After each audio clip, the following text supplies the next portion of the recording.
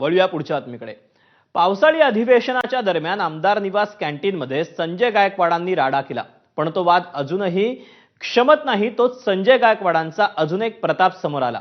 जलील यांनी एक करारनामा केला आणि त्यांनी थेट एमआयएमचे माजी खासदार इम्तियाज जलील यांना आव्हान दिलं।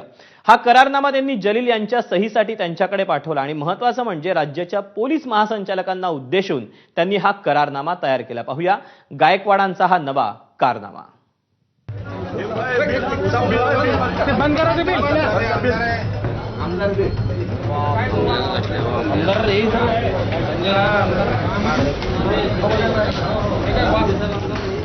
निकृष्ट जेवणावरून आकाशवाणी आमदार निवासातल्या कॅन्टीनमध्ये राडा करणारे हेच ते शिंदेचे आमदार संजय गायकवाड।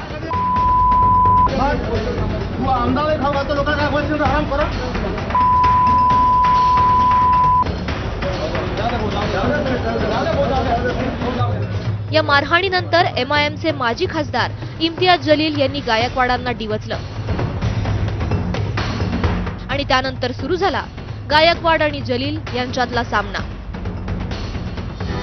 गायकवाड यांनी जलील यांना मारण्याची धमकी दिल्यानंतर जलील यांनीही बुलढाण्यात जाऊन गायकवाडांना थेट आव्हान दिलं।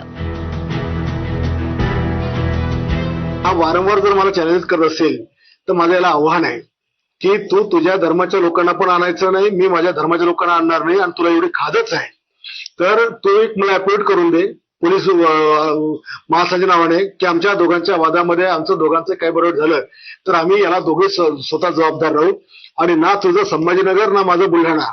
तुला मी पत्र पाठवतो, तुला लेखी कळवतो, त्याप्रमाणे तू अपॉइंट करून दे आणि मग आपण भेटूया आझाद मैदानावर। कोणात किती दम आहे, काय फैसला व्हायचा तो पोलिसाच्या साक्षीने होईल। दोघांच्या मध्ये इतर कोणीच येणार नाही। आता संतापलेल्या गायकवाड यांनी इम्तियाज जलील यांना उद्देशून लढाईचा करारनामा लिहिलाय। राज्याच्या पोलीस महासंचालक आणि मुंबई पोलीस आयुक्तांच्या नावे त्यांनी हा करारनामा लिहिलाय। 500 रुपयांच्या स्टॅम्प पेपरवर लिहिलेला हा करारनामा त्यांनी सोशल मीडियात व्हायरल केलाय। करारनाम्यात गायकवाडांनी म्हटलंय, जलील यांनी म्हटल्याप्रमाणे तारीख आणि वेळ ठरवावी। दोघेही या प्रकरणात आपला पक्ष किंवा धर्म आणणार नाही। मित्र, नातेवाईक, समर्थक, कार्यकर्ता यांना मध्ये घेणार नाही। लढाई ज्या जिल्ह्यात होईल ती पोलिसांच्या साक्षीनं होईल। कुणीही अस्त्र, शस्त्र, दगड किंवा इतर साहित्याचा वापर करणार नाही। लढाईत तिसरा कुणीही मध्ये येणार नाही याची दक्षता पोलिसांनी घ्यावी। दोघांचं काही बरं वाईट झाल्यास जबाबदारी आमच्या दोघांचीच असेल।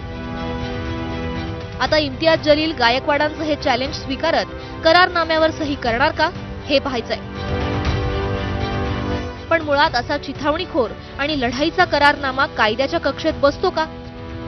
आणि बसत नसल्यास गायकवाडांवर काय कारवाई होणार?